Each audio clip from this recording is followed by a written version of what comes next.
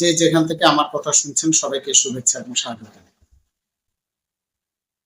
দেশে বর্তমানে সর্বাঙ্গে ব্যথা, সেখানে মলম কোথায় দেওয়া হয়? বিগত কয়েক বছর ধরেই বাংলাদেশে ডেঙ্গুর প্রাদুর্ভাব দেখা যাচ্ছে, আস্তে আস্তে করে তা বৃদ্ধি হচ্ছে। বিগত বছরগুলোর তুলনায় এবছর ডেঙ্গু, জ্বর এবং ব্যাধি বেড়েই চলছে। ডেঙ্গু একটি ভাইরাস জনিত জ্বর। এডিস এজিপ্টা নামক মশা থেকে তা সংক্রামিত হয় মানুষের রক্তে। গত মাসে বাংলাদেশে সর্বোচ্চ আক্রান্ত হয়েছে প্রায় 16,000-এর মতো, কিন্তু হাসপাতালে, স্বাস্থ্যসেবা, ক্লিনিকগুলোতে ভর্তির পরিমাণ এ মাসে অত্যন্ত বেশি। এবছর প্রায় 64,000-এর মতো ডেঙ্গু সংক্রান্ত জ্বরে আক্রান্ত হয়ে বিভিন্ন হাসপাতালে ভর্তি হয়েছে। তার মধ্যে প্রায় 300 জন মারা গিয়েছে। 16 থেকে 30 বছরের বয়সের লোকজনই বেশি। 61% আক্রান্তের মধ্যে পুরুষ রয়েছে। বাংলাদেশে অনেক সংস্কার কমিশন হলো, কিন্তু স্বাস্থ্য খাতে সেরকম কোনো উন্নতি দেখা যাচ্ছে। বর্তমান সরকার এর আমলে জনগণ একটা আশার আলো দেখতে পেয়েছিল, কিন্তু স্বাস্থ্য অধিদপ্তর সেখানে সম্পূর্ণ ব্যর্থ।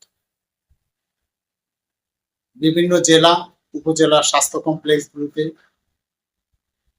মু করে বাড়ছে ডেঙ্গু আক্রান্ত রোগীর সংখ্যা। সেই সাথে বাড়ছে মানুষের আতঙ্ক, জনজীবনে স্থবিরতা, আর্থিক, মানসিক এবং সামাজিক বিভিন্ন ধরনের অস্থিরতা দেখা যাচ্ছে।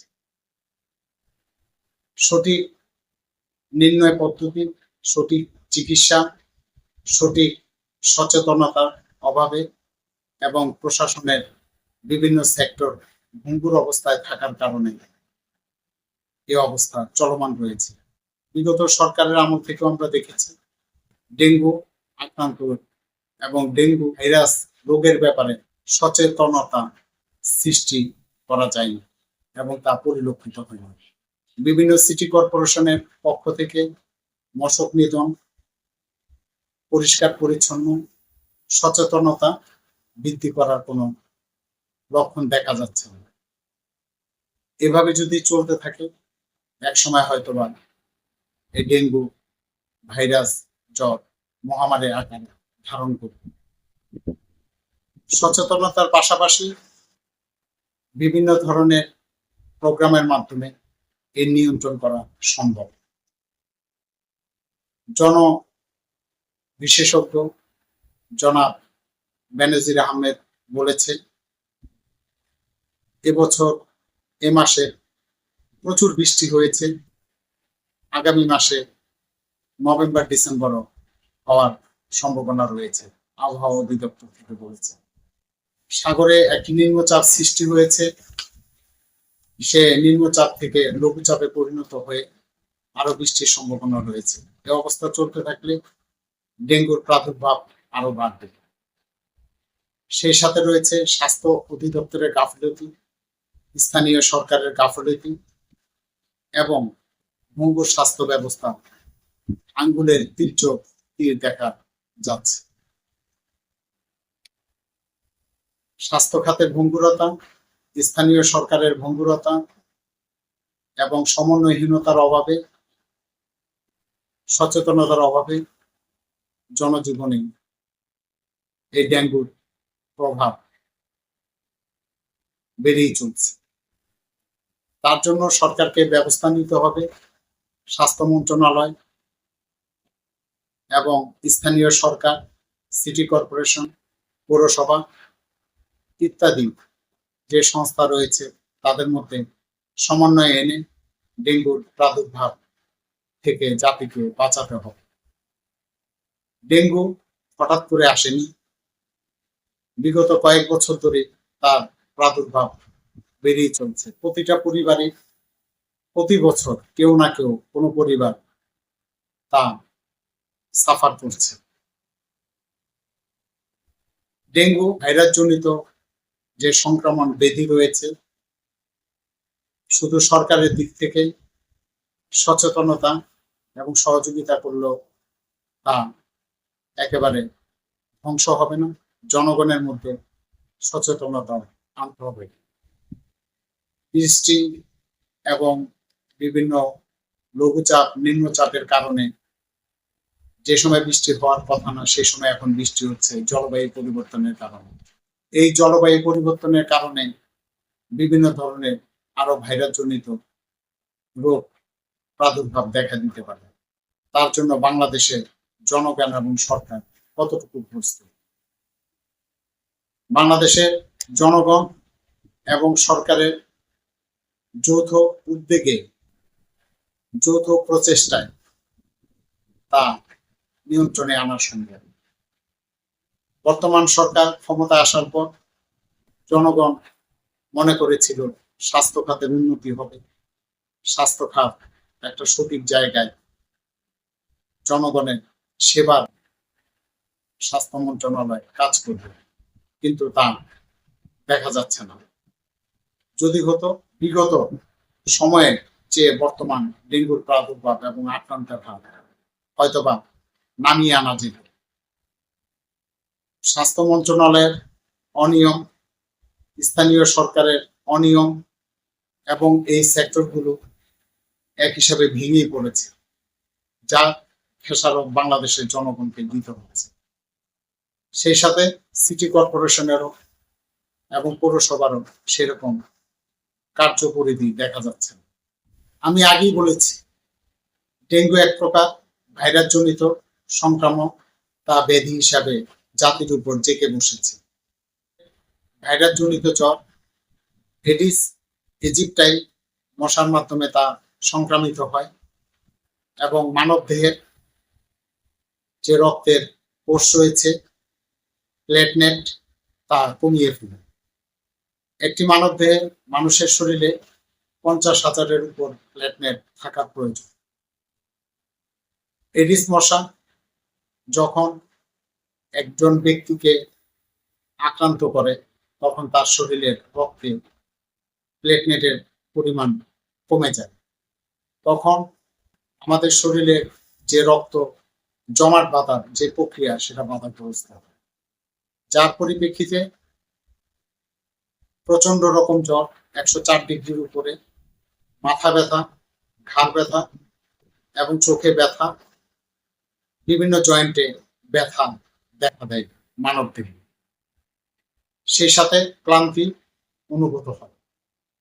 এই যে প্লেটলেট কমে যাওয়ার পরিপ্রেক্ষিতে রক্তের জমাট বাঁধা যে বাধাগ্রস্ত করে, তার পরিপ্রেক্ষিতে চোখ দিয়ে, নাক দিয়ে, দাঁত দিয়ে এবং চামড়ার নিম্ন স্তরে রক্তক্ষরণ শুরু হয়। এ থেকে মানব দেহ অত্যন্ত ঝুঁকির মধ্যে পড়ে। প্রাথমিক পর্যায়ে চিকিৎসা করালে তা অতি দ্রুত রোগী আরোগ্য লাভ করে। এই প্লেটলেট কমে যাওয়ার জন্য মানব দেহের ক্লান্তি অনুভব হয়। রক্তের যে কোষ বাধাগ্রস্ত করে, তার পরিপ্রেক্ষিতে মানব দেহের যে অভ্যন্তরে যে জৈবিক কর্মাদি রয়েছে তা বাধাগ্রস্ত হয়। প্রাথমিক পর্যায়ে বর্তমান যেহেতু ডেঙ্গুর প্রভাব বিস্তার এবং এই ভাইরাস সংক্রামিত হচ্ছে, কারো শরীরে জ্বর আসার সাথে সাথে 3টি পরীক্ষা করানো উচিত এবং অতি সত্বর বিশেষজ্ঞ ডাক্তারের পরামর্শ নেওয়া উচিত। খেলাফেলা নয়, সচেতনতায় আসতে হবে। সচেতনতাই এ থেকে পরিত্রাণ করতে পারবে এবং এই প্রাদুর্ভাব নিয়ন্ত্রণে আনতে পারবে। বিশেষজ্ঞ ডাক্তারের পরামর্শ অবশ্যই নেওয়া উচিত। সেই সাথে স্বাস্থ্য মন্ত্রণালয় এবং স্থানীয় সরকার, সিটি কর্পোরেশন, পৌরসভা সহ সকল স্থানীয় প্রত্যেকটা সেক্টরে জনসচেতনতামূলক কর্মকাণ্ড পরিচালনা করতে পারে। এই পরিচালনার মাধ্যমে তা অনেকাংশে নিয়ন্ত্রণে আনা সম্ভব। যেহেতু এটা সংক্রামিত ব্যাধি, তাই মশা যেখানে তাদের প্রজনন করে সেই জায়গাটা পরিষ্কার রাখা উচিত। টায়ার, ফুলের টব এবং জলাশয়, নালা নর্দমা এগুলোকে শুষ্ক রাখা উচিত, পরিষ্কার রাখা উচিত, যাতে মশা প্রজনন না করতে পারে। সেই সাথে জনগণকে এটাও বুঝতে হবে, শুধুমাত্র সরকারি পৃষ্ঠপোষকতা কিংবা চিকিৎসা করে সরকারের উপর দায়িত্ব দিয়ে বসে থাকলে হবে। জনগণের কিছু কর্ম রয়েছে। পরিষ্কার পরিচ্ছন্ন জলাশয়, মশা তাদের প্রজনন করে সেগুলোকে পরিষ্কার পরিচ্ছন্ন রাখতে হবে। ডেঙ্গু মশা সচরাচর সকাল এবং বিকেল বেলা আক্রান্ত করে। মশার কয়েল এবং শরীরে বিভিন্ন ধরনের মশা যাতে কামড়াতে না পারে সেই ধরনের অনেক অয়েন্টমেন্ট রয়েছে, তৈল রয়েছে, সেগুলা ব্যবহার, স্প্রে ব্যবহার, শিশু এবং গর্ভবতী মহিলাদের দিকে একটু বিশেষভাবে নজর দেওয়া উচিত। সব মশাই ডেঙ্গু আক্রান্ত হয় না, সব মশাই কামড় দিলে ডেঙ্গু আক্রান্ত হবে না। কিছু নির্দিষ্ট মশা রয়েছে, সেগুলো তো আর চেনার কোনো উপায় নেই। তাই যাতে মশা আক্রান্ত না করতে পারে সেই দিকে আমাদের সবার খেয়াল রাখা উচিত। স্বাস্থ্যসেবা জনগণের নৈতিক অধিকার রয়েছে। বিভিন্ন হাসপাতালগুলোতে, সরকারি হাসপাতালগুলোতে সেখানে সেবার জন্য গেলে দেখা যায় কি অবস্থা। স্বাস্থ্য খাতকে স্বাধীনতার এত বছর পরও আমরা উন্নতি করতে পারিনি। সরকারিভাবে ফ্রিতে যাতে ডেঙ্গু টেস্ট করা যায় সেই ব্যবস্থা করা উচিত। এছাড়া ডেঙ্গু সহ যাবতীয় রোগের ব্যাপারে ফ্রিতে জনগণকে সেবা দেওয়া এটা জনগণের নৈতিক অধিকার, সেদিকে সরকারকে খেয়াল রাখতে হবে। শুধুমাত্র কিছু সংস্কার করে, সংস্কারের কথা বলে দেশের মধ্যে জনগণের শান্তি বিরাজ হবে না। স্বাস্থ্যসেবা অত্যন্ত গুরুত্বপূর্ণ একটি অংশ।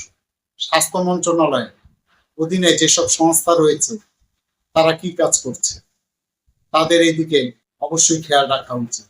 বিগত সরকারের আমলে সরকারকে দোষ দিয়ে আমরা অনেক কথা বলি, বর্তমানে সেইভাবেই চলছে। স্বাস্থ্য মন্ত্রণালয় যেন এটার কোনো অভিভাবক, স্বাস্থ্য উপদেষ্টা এই ব্যাপারে তাকে খুঁজেই পাওয়া যায় না কোনো ব্যাপারে। দেশের দুর্যোগ সেই অগ্নিকাণ্ডের ট্র্যাজেডি থেকে শুরু করে বর্তমানে যে ডেঙ্গুর এত প্রাদুর্ভাব তার কোনো বক্তব্য পাওয়া যাচ্ছে না। তাহলে যে স্বাস্থ্য মন্ত্রণালয় নামে একটা প্রতিষ্ঠান রয়েছে তাদের কাজ কি? তাদের কাজ তাদেরকে সঠিকভাবে করতে হবে। স্থানীয় সরকার, স্বাস্থ্য মন্ত্রণালয় সবাইকে যৌথভাবে কাজ করে এই ডেঙ্গু মোকাবেলা করতে হবে। না হলে আবারও বলছি এটা মহামারী আকৃতি ধারণ করতে পারে। আরো 2 মাস সেই প্রাদুর্ভাব থাকবে বলে জনস্বাস্থ্য বিশেষজ্ঞরা বলেছে। তাই আরো 2-3 মাস আমাদেরকে সবাইকে সজাগ এবং আমাদেরকে সচেতন ভাবে চলতে হবে। ধন্যবাদ সকলকে। প্রগতিশীল কর্মসূচি বাস্তবায়ন করতে হবে। সবার জন্য অন্ন, বস্ত্র, বাসস্থান, স্বাস্থ্য, চিকিৎসা বিনামূল্যে দিতে হবে এবং 100বার বেকারত্ব দূর করতে